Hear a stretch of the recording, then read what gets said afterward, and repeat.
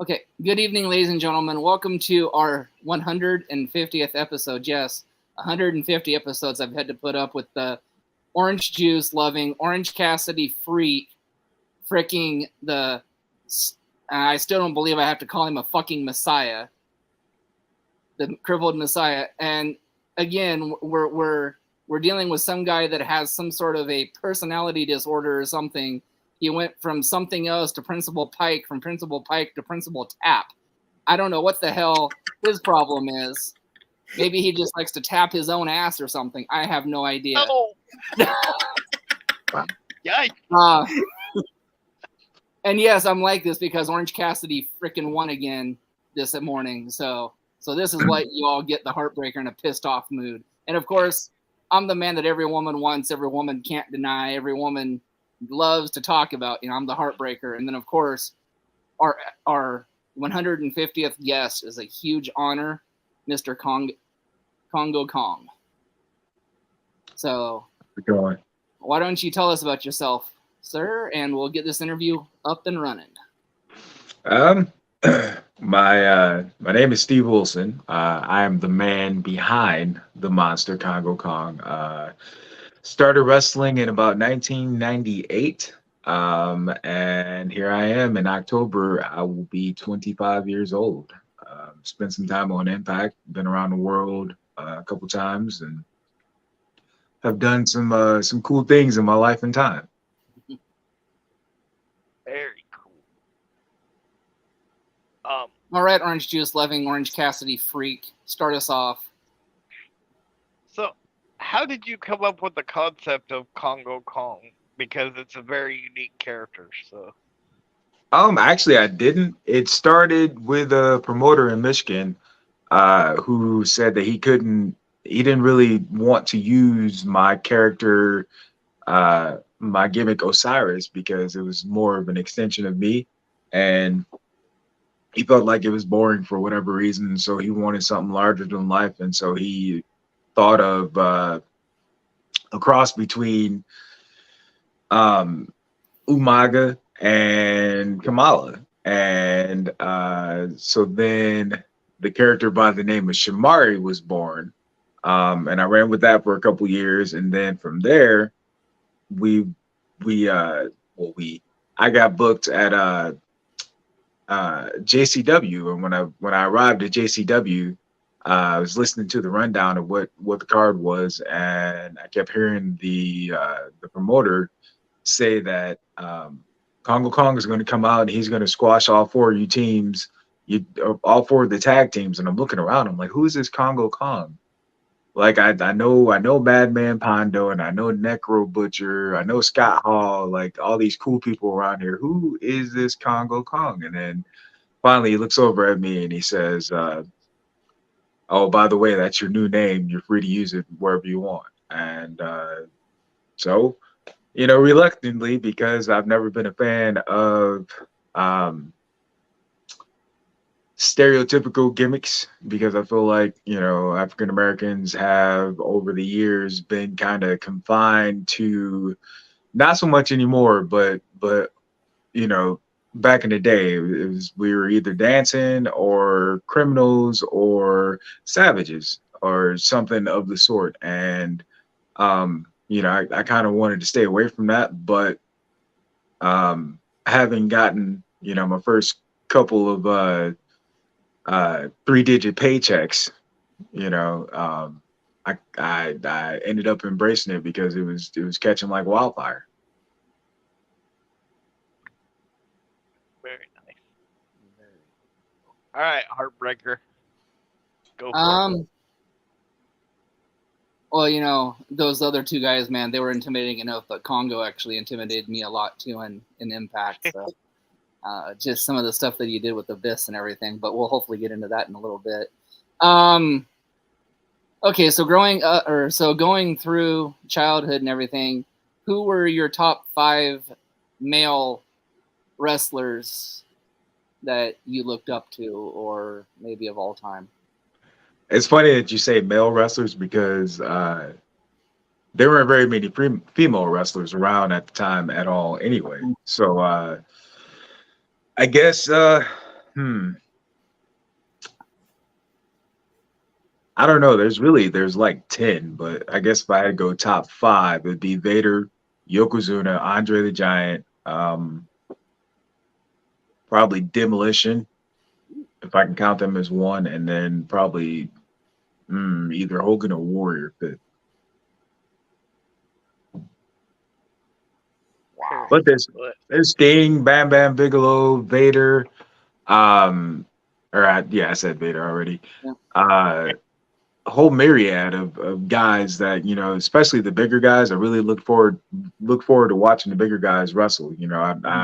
Over the years I realized that they were basically there to make Hogan look good, but it was always something special about big guys and characters that I liked. All right, Tap. If you can stop tapping your ass, you can ask a question. What was it like working with Abyss? It was fun. It was easy. He ended up being the reason why I was able to get the job in Impact. We had worked together. We spent the weekend tagging and wrestling each other at two different indie shows. Excuse me. And he said, you deserve to be on TV, and I'm going to do what I can to try to make that happen for you. Me being 18 years in at that point, nothing, having nothing really, I guess, more significant happen. I had the JCW, and then I had the Global Force run. But you after a while you listen to people and their promises, and you just kind of think, okay, well, I'll believe it when I see it. And so I just kind of I don't want to say brushed it off, but kind of because I had to, because for my own sanity, I don't want to be like, oh yeah, I might make it to TV. So I just whatever. But he ended up calling me, and he says, hey, I need you to get a flight down here to Orlando. I have you a tryout. And so I went down, and he let me room with him, and we went and did the tryout, which actually ended up being filmed for an episode of Explosion. In fact, Explosion. And they decided right then and there that they liked me and they wanted to bring me back with a full story. So that's kind of how that started. And then, later on getting to work with him and, have him be so interested in me to take his place. It was cool, man. It was awesome watching, he's not much older than me, but, watching a guy over the years, being on TV, and then, getting a chance to work with him, and then have him want you to be the guy that takes his place. That's, pretty much an honor. It's a big deal. Absolutely.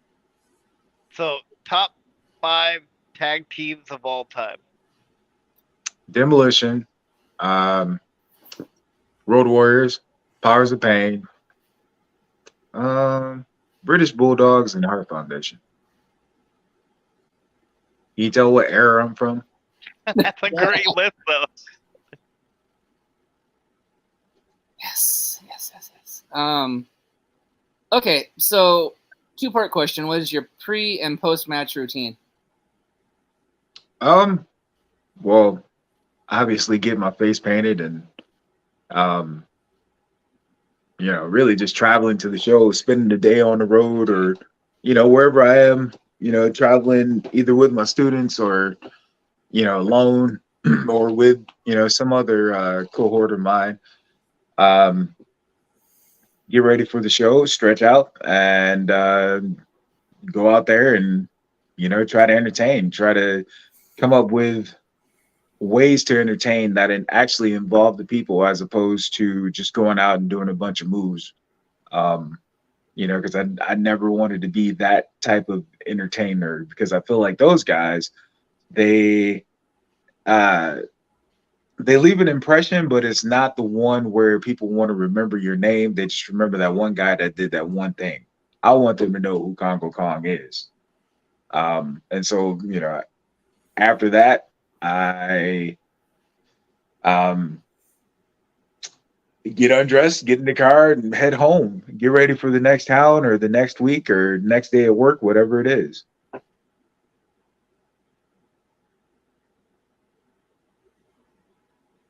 All right, Tap.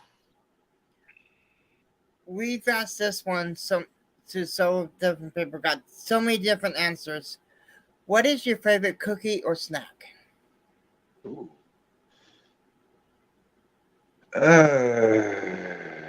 That's a hard one because I like cookies. I like all kinds of cookies. I like all kinds of snacks. That is I would probably say peanut butter chocolate chip. Any form of that, with chocolate and peanut butter in the cookie, and I'm happy. And as far as like a regular snack, I would go ice cream. Can't argue with those two choices. Nope. Uh, so what was it like working with the zombie princess Jimmy Jacobs? The interesting thing is I've known him since he was 15 or 16. In high school, we actually were trained together. The company that I started with, his older brother, who went by Blitzkrieg Kid at the time, um, also trained with me, but he wasn't quite old enough. The promoter wanted him to be, I want to say 18 before he actually got trained or something like that.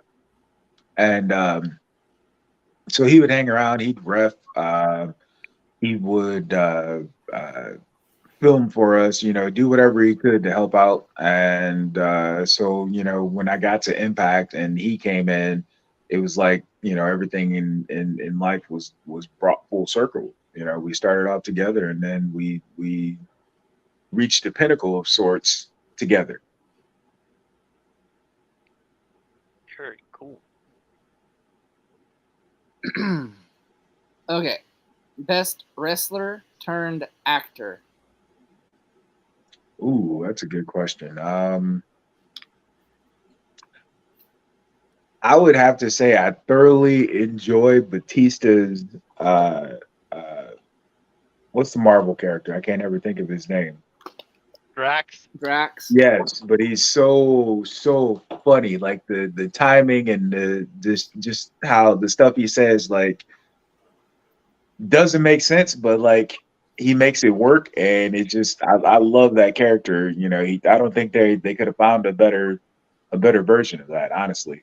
Um, I guess otherwise I'd probably say John Cena because I relate to him more than a lot of the Rock's characters.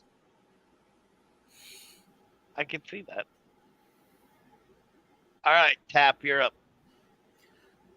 What is the worst injury you've sustained in the industry today? Um, One time, so when I started to come into my own, ROH had gained prominence, and they were doing all the crazy spots and matches and things to get noticed or whatever. And so I decided I wanted to try to do my own thing, and I power bombed the guy off the second rope, and I sat down with it, and instead of leaning to one side or the other, I went flat down and I busted my tailbone, Oh, and that was easily the worst I had to deal with for, I would say, 6 or 8 weeks, having a hard time sitting. It was horrible to drive. Um, God forbid I hit any bumps. It was terrible. But yeah, that's probably like the one of the worst, if not the worst. ouch. So this is another two-part question. What advice would you give to an inspiring wrestler and somebody that's starting a promotion? um, to the up and coming wrestlers, I would say, um, don't forget about the old school stuff because it still works, the old school formula.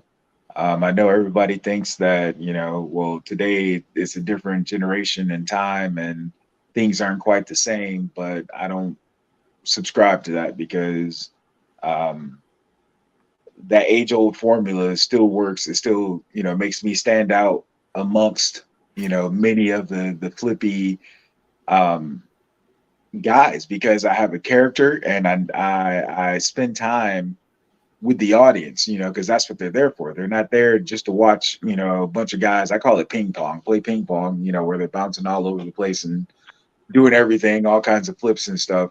They want to be entertained. They want to be engaged. And so I do my best to do that while throwing in some of those, cool moves and whatever to kind of not make myself too boring as far as my rig work goes. As far as promotions go, I would say um, if you're going to start a Fed, then you need reputable wrestlers. Um, a decent enough building, good advertising. So not only you advertising it on Facebook, but maybe a street crew to go help you put out posters around town, so that people that don't get the chance to see you on Facebook can have the opportunity to know that you're going to have a wrestling show in that town. And most importantly, having a budget to be able to pay your workers, your wrestlers, your ticket takers, your bell timekeepers, bell ringers, referees, all that from the top all the way to the bottom. You have to be able to pay for that. You can't be one of these shithead promoters that relies on the door. And then next thing you know, you're on Facebook because somebody is dogging you out because you didn't keep your end of the word. So it's very important that we do that. That promoters take care of their responsibilities. Don't agree to do something if you cannot do it. Right.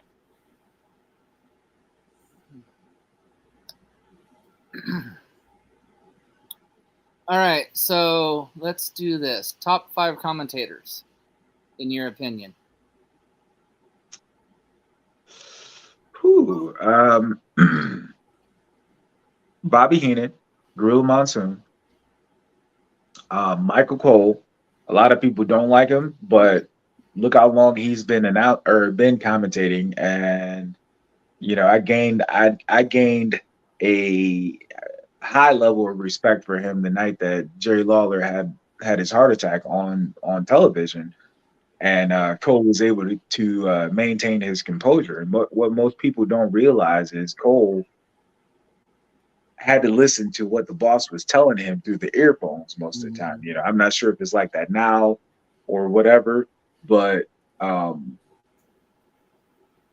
think he did a phenomenal job with it. Behind him, I put probably Jerry Lawler and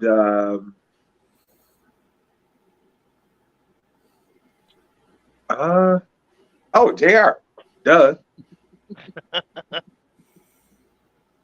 So maybe not in that order, but those are the 5. Nice. I don't know why I didn't think of JR. Probably out of sight, out of mind, but yeah. Huh. All right, Tap. Name your all-time favorite rivalry in the industry. That would have to be against my best friend. He goes by Hillbilly Jed. He's based out of Indianapolis, Indiana. He is probably the guy I stole most of my cool, flippy stuff from. And I openly admit it. He likes to remind me quite often that hey, I did that first, and I like to remind him like, yeah, I did it on TV first though. So, but no, it was a rivalry where we spent, I'd say, the greater part of 4 or 5 years riding around beating each other up, and it was to the point where we didn't really have to discuss anything beforehand. We just go out there and we do it. We make magic, because he's 5'6", about 400 pounds. At the time, I was, 6'6", 400 pounds. And you see these two big guys, and at first glance, people are thinking, okay, this is going to be drizzling dumps. And we were able to go out there and pull off some cool stuff. I'd power bomb him. Again, he's 5'6", 400 pounds, so you don't get to see that type of thing very often. He'd give me a Hurricane Rana because I was able to pick him up and support him and stuff like that. And it's just fun times. Created a lifetime really of memories between the two of us. And the only thing I hate is that he never got the attention that he deserved. Got it. So, top 5 female wrestlers of all time. Top 5 female wrestlers. I go Sherry Martel, Alundra Blaze or Medusa. I like Bianca Belair. She's very, very, very good athlete to me. I loved China. I felt like her work with the guys, with Jeff Jarrett and Chris Jericho. I thought, I know this is gonna sound weird. It's gonna sound like I'm saying some stuff I probably shouldn't say, but watching her wrestle, you couldn't tell that she was a female. If that makes sense, without making it sound like I'm trying to dog her or anything. I'm not. No, it makes complete sense. Yeah, she wrestled like she was a guy. She didn't look like the females looked when she wrestled. So to me that's huge. If you can look normal while you wrestle and not be so obvious that you're there for the optics of it, then yeah, you're pretty good in my book. And so I guess behind her, see who would be the other one. Okay, if I got to throw in one piece of eye candy, it'd be Maurice. I don't know why, but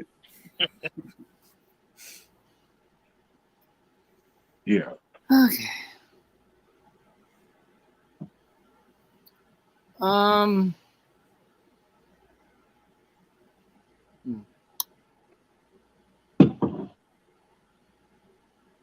Go ahead, Pat.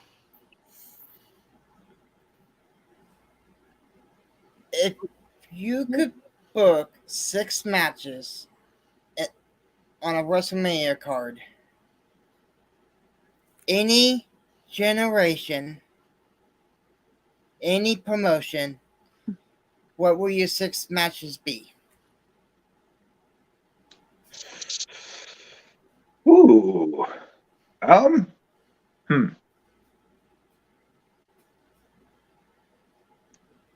That I don't know. It'd probably be headlined by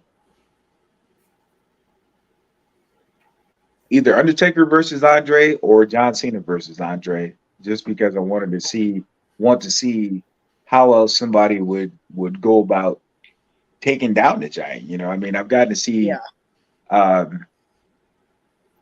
Taker with Giant Gonzalez and Big Show, and same thing with John Cena with Khali and Big Show. But to me, there still are none who were quite as good as Andre was. If that makes any sense. It does. So yeah, I'd want to see that match at the top of the card. I'd book Kongo Kong versus Van Vader, Big Van Vader, and the mask would be on the line. His big shooting thing, because I've always wanted that. See, for a tag team match, I'd probably go with like Demolition versus the Steiners, maybe. Because I think that'd be an entertaining match. Um,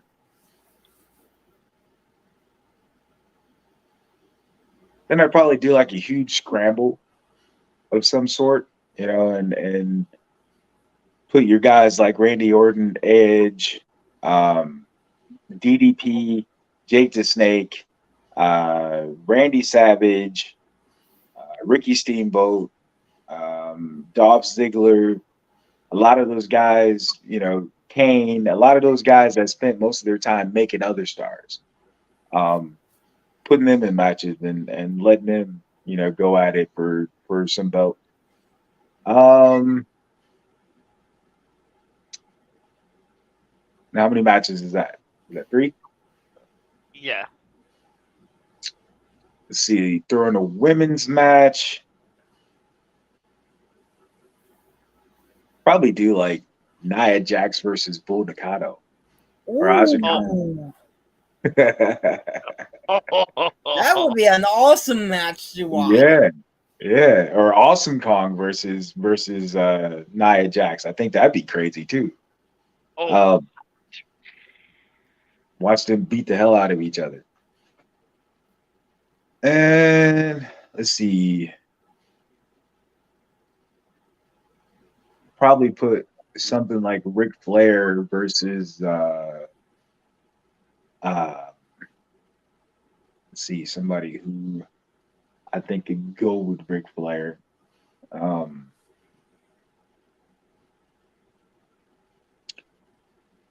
that's a good question. I mean, there are guys, that are worthy of that spot, but not. I'm thinking in terms of matches that we haven't seen. That would be, cool to watch. You know what? No, I take that back. Ric Flair versus Sting. That was one of my favorite rivalries of all time as a kid. And so I can't think, argue with that. yeah, Nope. young Ric Flair versus young Sting, would work for me. And I think I'd go with another tag team or multi-man match of some sort. Maybe put the Shield in there against the Freebirds. Could you imagine that one? Oh, Ooh. yes, thank you. Yeah. Oh, wow, sign me up to pay for that card. I don't care how much you're charging for that thing. Right? Right?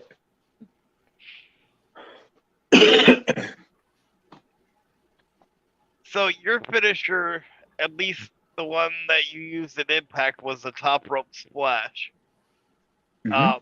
which was very impressive. With I always think that's impressive with guys like yourself and Vader and stuff. That are that size that can do the stuff off the top rope. Um, how did that like come to be? Was it just something that like you could do? So Um, well, let's see, when I first started, um, I was fresh out of college football and I was ridiculously strong, so it didn't matter who I wrestled, I could press them over my head. And so I do a press slam into a power slam that it looked like a what do you call that? A jackhammer. ooh, Goldberg was big at the time when I started too, so that was a little bit of influence behind it. And then I think after that, I may have switched to a spear for a while. And once I realized, okay, everybody's doing a spear, I got to come up with something different. And the splash. I always loved going to the top rope, and I'd always been able to do a moonsault, even though I'd miss it. It was always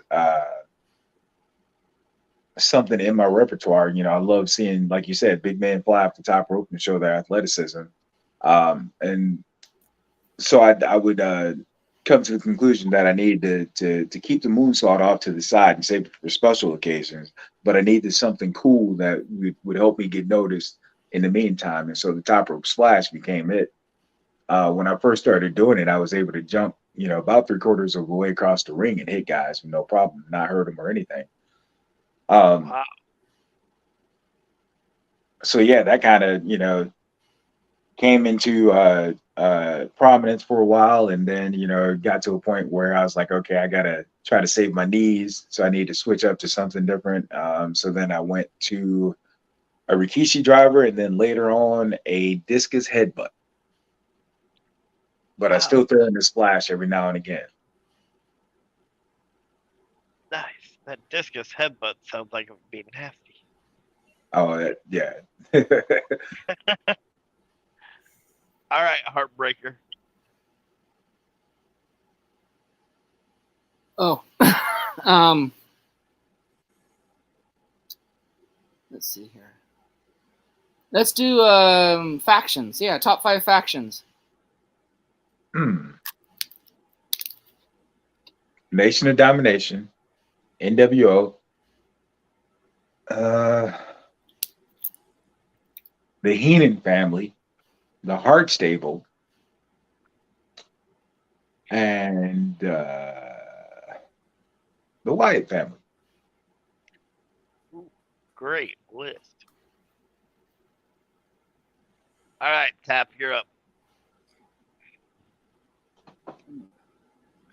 What is the craziest things that you've done to referees?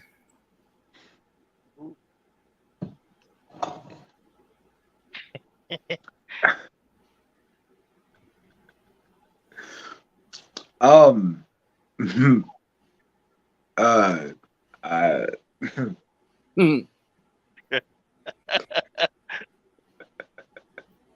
I mean, aside from like moves and stuff, um, I've been asked to do things like untuck their shirts or take their belt off and beat them with it, or um, just random weird things sometimes. Um, but yeah, yeah.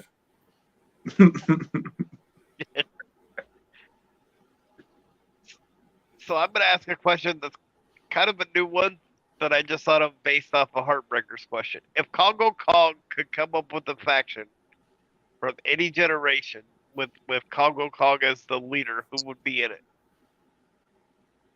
Um, that would probably be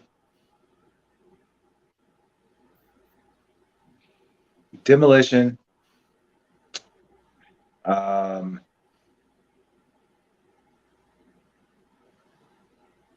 Bam Bam Bigelow. Um, and Jacob Plateau. Oh, yikes! That'd be a devastating faction right there. Yeah, yeah. Yeah. Full of badasses and me.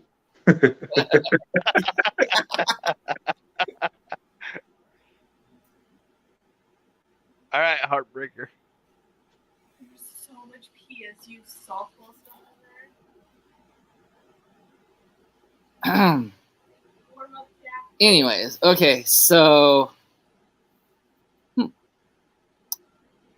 I'm still fathoming Jacob Fatu in a faction with Kongo Kong. That would be that would be amazing. Well,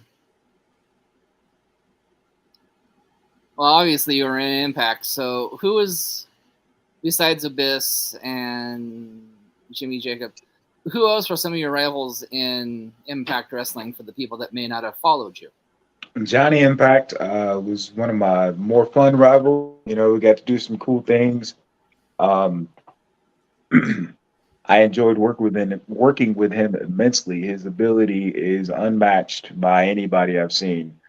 The guy is just ridiculous, and even to this day, I was just watching a video the other day where he was doing some cool things. Just practicing. Another one was Grado from the UK. Had a bit of a rivalry. Let's see who else.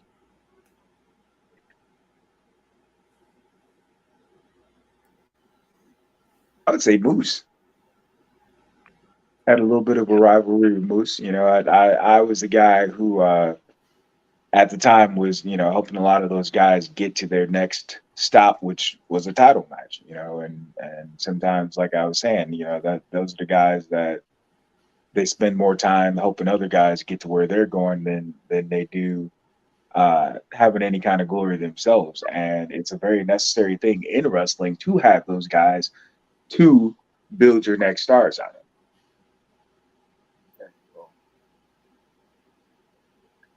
Funny he mentions Johnny Impact. Now he gets a crappy name like Johnny TV on AEW. I know, right? Great wrestler, but the name Johnny just TV. Why wouldn't it be Johnny Elite? I thank you. Probably That would seem like the huh? I said it's probably the QT TV thing, and he's stuck on Collision, so they couldn't Yeah. use the Dynamite or the Elite. Maybe the Bucks didn't want him being called Elite. You never know with them. I mean, I hear they're. Well, we got to watch it just in case, but we hear the EVPs can be a little Fragile. yeah, Fragile. There you go. fragile. Yeah. When it comes to It their happens. when it comes to There's all sorts of and I hate to say this or make it sound like it's a negative thing, but there's all sorts of insecurities in wrestling, and over the years I just learned that that's how a lot of guys stayed in their jobs was because acting out their insecurities that somebody was going to eventually replace them or push them out of their spot. And so it is what it is. It comes with the territory. After 25 years, I'm kind of used to it. You can kind of spot it a mile away, to be honest with you. Mm-hmm. All right, Mr. Tap. I'm sorry I butted in, but I had to get that out. What was the reason behind the money challenge? With Brian Cage? The what? With Brian Cage? Yeah. Yeah. Oh, just because they were doing what did they call it? The Ottawa or Ontario Provincial Championship Wrestling or something like that. They're just trying to do something different and unique, kind of a play on the thing that I want to say WWE was doing with the fake old school federation. I can't think of the name of it, but yeah, it was it's basically a spoof off of that, something to try to generate some ratings. And I was what would be 80s version of Kongo Kong. That's why I had my hair in the ponytail with the sides coming out. Just something different than what I would wear today, I guess. But it was just to do something different and have a guy that can come out and slam the big guy, and that's it's part of television. That's what I realize wrestling is that we're actors on either television or live stage or on DVD in some cases. Absolutely. And I believe that federation was called the IWF or something like that Impact did, where they put it backwards. Probably. So what's the craziest match you've ever had? Craziest match would be 3 Stages of Insanity match against Hillbilly Jed. So it was a 2 out of 3 falls. Every fall had a stipulation, and we did dog collar, fans bring their weapons, and leather strap match. So and that lasted for the greater part of an hour, about 50 minutes, if I believe. And there wasn't a boring minute or anything. And it was me versus 2 big guys just going at it, going ham on each other, and doing everything that we could think to do because we knew that's what the fans wanted to see. That's what they were there for. Um, Beyond that, I would say probably a tables match I had against Shane Mercer at one of the gatherings one year where we couldn't get any of the tables to break. Oh, Yeah, a couple of those ended up on Botchamania, but yeah, it was pretty rough. Like repeated attempt after attempt after attempt to try to break the table, and then we just bounce off every time. And so yeah, it was fun. It was different. I'm sure you probably need to go see a chiropractor afterwards. I would imagine. Oh yeah, no yeah. All right, Hmm. heartbreaker. Well, let's see here. So you asked him the worst. So let's do. What were some of your favorite matches through your illustrious 25 years? um, Whoops. Uh-oh. Well, this might be a good time to thank our sponsors, or at least the ones that we can get until he comes back on. Um, is Burgerville in Longview, Washington, and we'll get to the rest of those in a minute. Go ahead, Kevin Watson, American Family Insurance. Go ahead. sorry about Los Jalapenos Taqueria, um, El Rancheros in Longview, Washington, Precision Power Washing, and the CARE program, which stands for Community Action Reaching Everybody. And you can get a hold of the person that's in charge of that on Facebook, and her name's Becky Bernhardt. And Bruce Nichols Painting for all your painting, pressure washing, and letter removal needs. And you can find him on Andy's. Okay, go ahead. Sorry about that. Oh, no problem. I'm sorry. No. No, you're good. Let's see some. Well, you said wildest, so those are two of my favorites. They just happen to be really crazy. But a couple other favorites would be myself versus Isaiah for the IWA heavyweight championship. Um, just some of the elements that we were able to throw in there, by involving, a couple ref bumps and some outside interference and, a couple of different things to just, make that match seem like it was such an important situation. Um, because it was the first time IWA had a champion for some years because, the previous champion had thrown the belt in the trash. And so, me being able to be a part of that resurgence for IWA was a huge deal. Let's see, as far as beyond that, uh probably one of the times, well, no, the time I was in India. Um I was on a tour for the Great Khali, and myself and a good friend of mine, Xavier Justice, who was their coach for that summer or whatever that period was, we were over there for their tour, and we wrestled in front of 50,000 people. And you know, Whoa. I, I'd never seen such a sea of people just out to watch professional wrestling. But Kali might as well be the president of India because he's that popular there. And so, it was definitely an awesome experience spending time up in the Himalayan mountains and, just being around a different culture and spending that time on the other side of the world. It was just amazing. That sounds amazing. All right, Tap, you're up.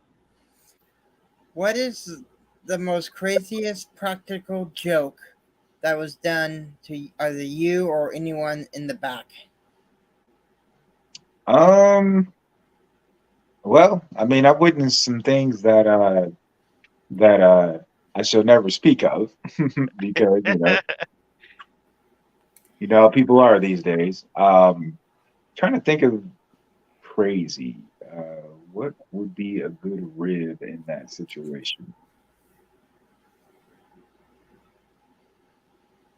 Um,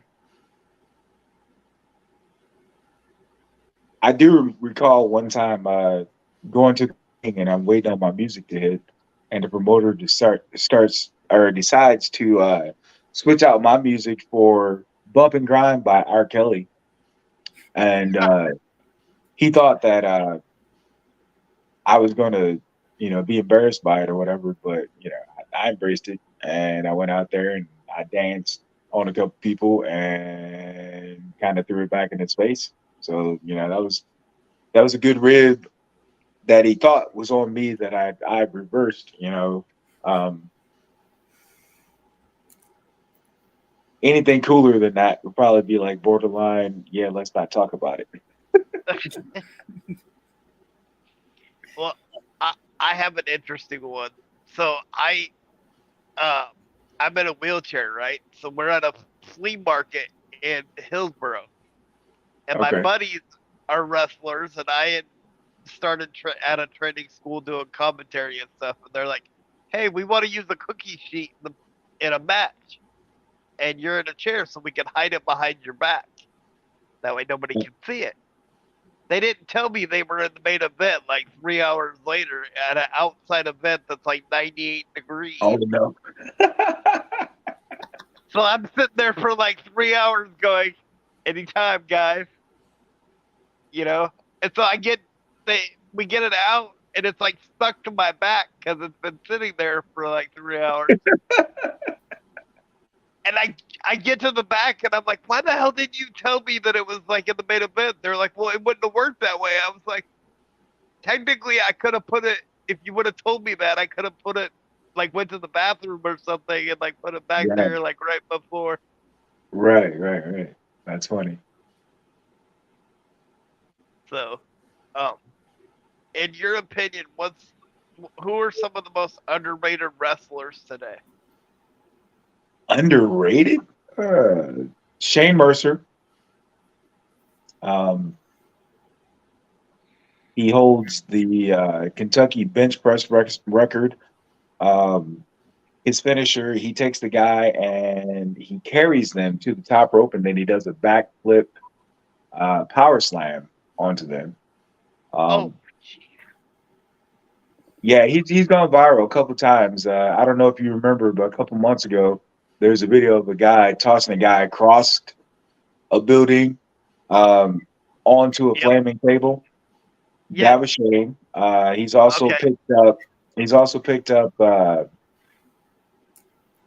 bleachers, an entire section of bleachers, and threw them at the ring. Um, damn, yeah, the guy is ridiculously talented and very overlooked, and he shouldn't be. Uh, Jacob Fatu is another one that should be making millions of dollars on TV, but he hasn't had that opportunity for whatever reason. I don't know. I hear it's got to do with his past, but I've come to the conclusion over my years that you can't hold somebody's once or twice mess up over their head for the rest of their life. At some point, you need to give them another chance. Let them have another opportunity to do what's right. Because last I knew, we're all human. We all make mistakes. We all, put on our pants one leg at a time, and none of us are better than the other. So, you know, I definitely believe that he deserves, an opportunity. I agree with that. As do most of us. Um,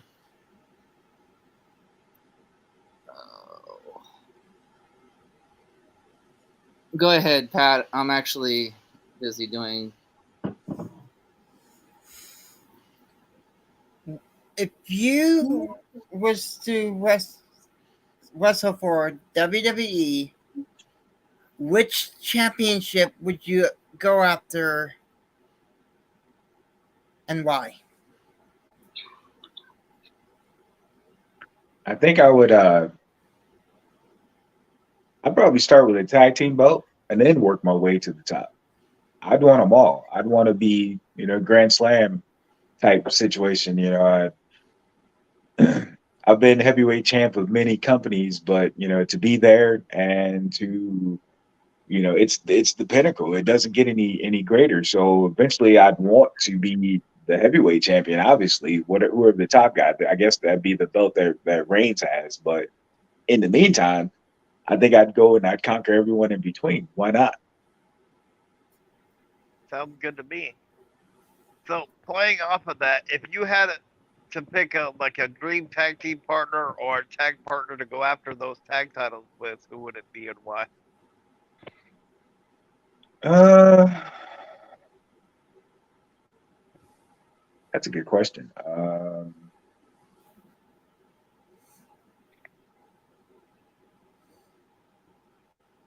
Yeah, I don't know.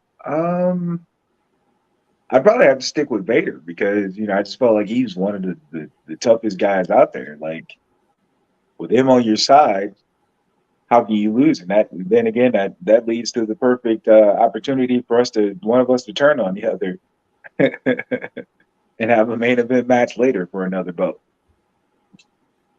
That's true, and not to mention a team of Kongo, Kong, and Vader would be very intimidating if you're standing in the ring and they're walking down the aisle. Could you imagine a power bomb into a splash? Oh, that's what I was just thinking. Oh man, that That's would be nasty. devastation right there. Oh yeah. All right, Heartbreaker, you got one?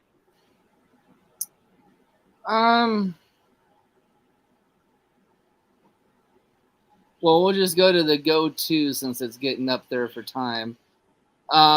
Where can we find you on social media? And if you want to promote your next match, you can.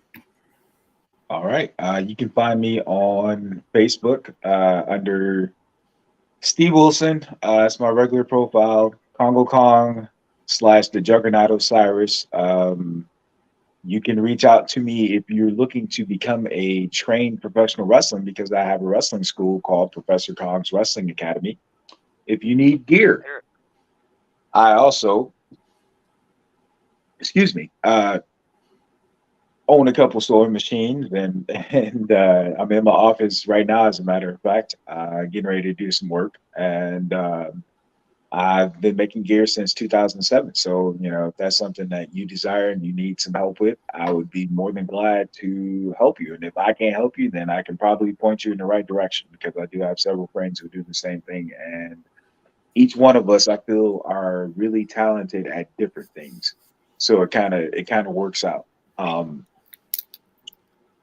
You can also find me on Instagram or X Twitter X, triple X, whatever. At Real Kongo Kong. On Instagram, it's Kong Osiris 78. Yeah, and those are my socials. I'm not a huge social media person. I don't, post on there for clicks and views or whatever. Usually that's, a mode of communication for me to run my businesses. And, I don't have a problem with, any friend, any fan, any person coming, and saying hi or, reaching out to me or whatever.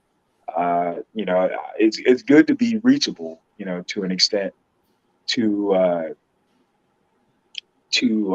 be able to appreciate back the love that has been given to you over the years. So I try not to hide from people. I like to be available, for lack of a better term. So as long as you're not, some weirdo lurking in my inbox or whatever, then yeah, reach out to me. I'll say hi. I'll respond. I believe in kindness and being nice just for the sake of being nice, and talking to people because you never know what somebody's going through and what somebody's dealing with. So, why not try to cheer up somebody's day? Absolutely.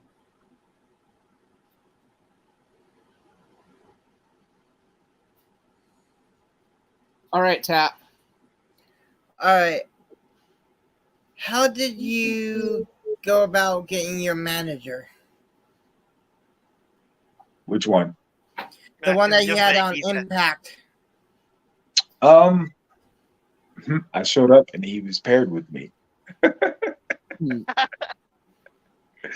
And I mean, it was cool. You know, it's kind of out of nowhere. I think we ended up in Ottawa, Ontario for the weekend, or yeah, for the tour. And he had just gotten on board, and they were like, "Well, what if we put you on TV with Congo Kong and have you be his manager?" And he was like, "Absolutely." You know, again, Jimmy Jacobs. You know, we go back 25 years at least. And so it was uh, like a perfect scenario, you know, and it happened to even work out in the long term. So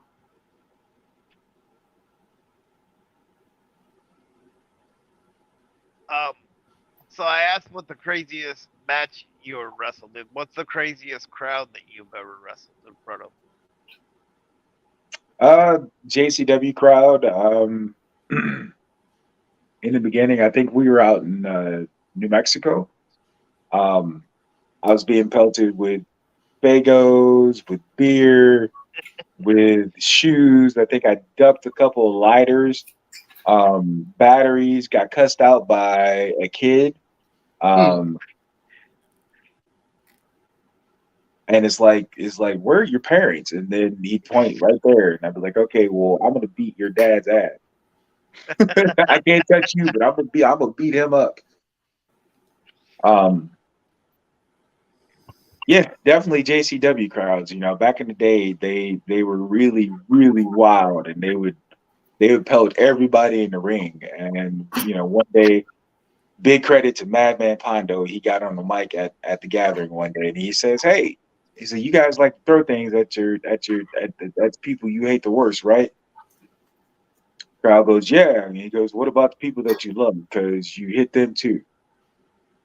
He's like, "I'm tired of getting hit by stuff. So when you see somebody throw something, how about you just say, 'Hey, don't throw shit.'"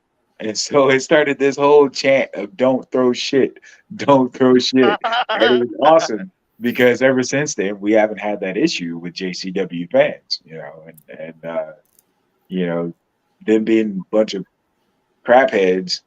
Um, I guess you could say they've matured over the years, Nice. gotten better. It's more definitely a more enjoyable experience these days. Very cool. Okay, and so we're gonna end this on a really good note tonight. Yes, we pitch crap at each other just because we're in character, but Messiah, I think you can say this best. But the reason he asked that promotion question was funny because he is actually trying to start his own promotion up here in Washington State. That's awesome. Yeah, He's going to be the first disabled independent wrestling owner In Washington? in Washington. yes. Okay. I was gonna say because I wrestled for one in Michigan, so In Washington. okay. So I'll let you finish your story, Nate, because it's yours to tell. So our promotion's called Inclusion Pro Wrestling. I love it already. The reason that is because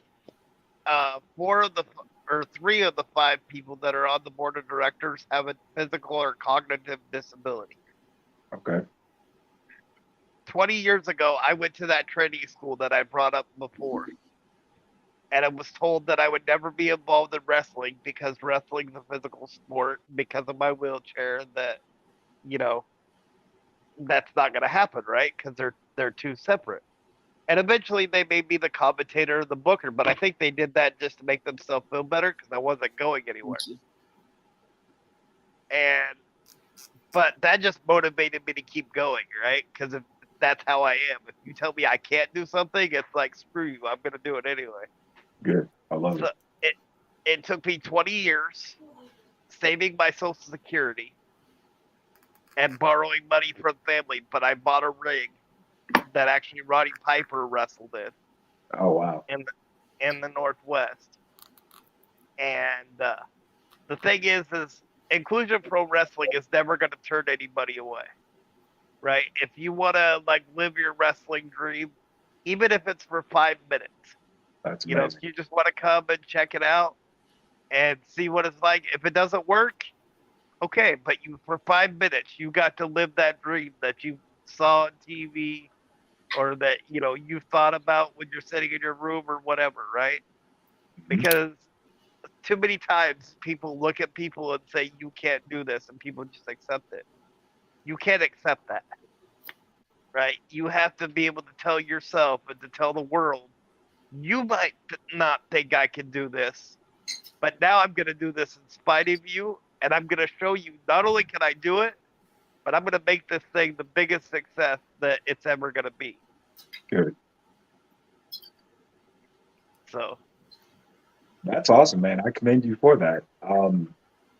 You're right. There's always been a stigma that you had to be a certain build and a certain, body type and a certain this and a certain that, and I've faced many of those obstacles, obviously not, in the same capacity as, you know, someone who has the challenges that you have. But um, I do understand what it's like to be discriminated against for one reason or another. And, I commend you for that. I commend wrestling for the steps that it has taken to be more inclusive. I've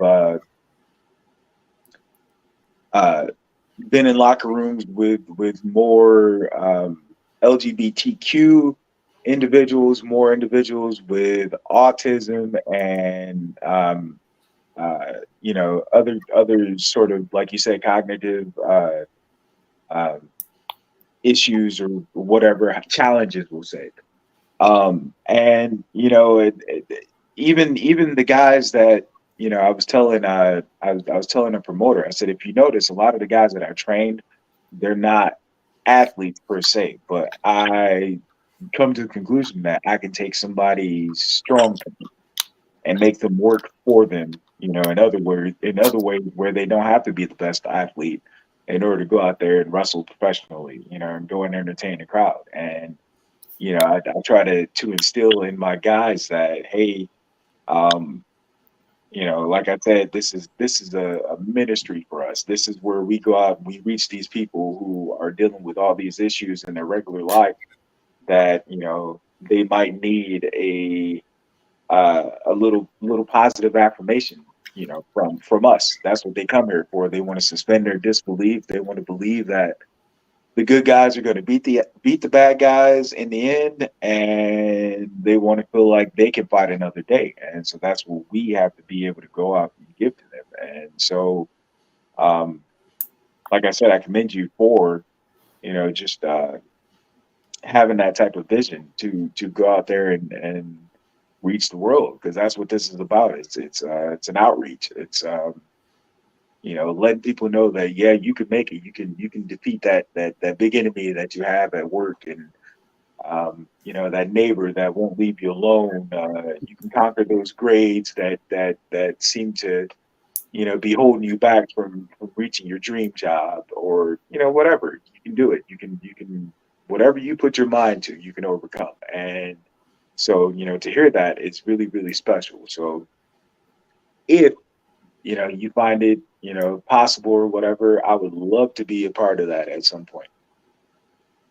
absolutely. That's where we were actually going with that, because we would actually love to have you come down, either seminar, wrestle, meet and greet, whatever you feel you would honor us with. All of the above. Awesome. That would be amazing. All of the above, absolutely. But so we're gonna go ahead and wrap our 150th up, man. It's been one hell of a ride. It's been one hell of a ride from our very first show with former WWE superstar Tucker Knight to now our 150th with Kongo Kong. What an amazing ride. That's crazy. I mean, you know, it's awesome, and we've met great independents along the way, and it's nice to have some people that have actually came on and actually had some real TV time to talk to also. So we appreciate you Absolutely. taking an hour out of your busy schedule for us today. So on behalf of Kongo, Mr. Principal Pat, Crippled Messiah, my brother, Mr. Nathan Noss, myself, we'll see you guys next time.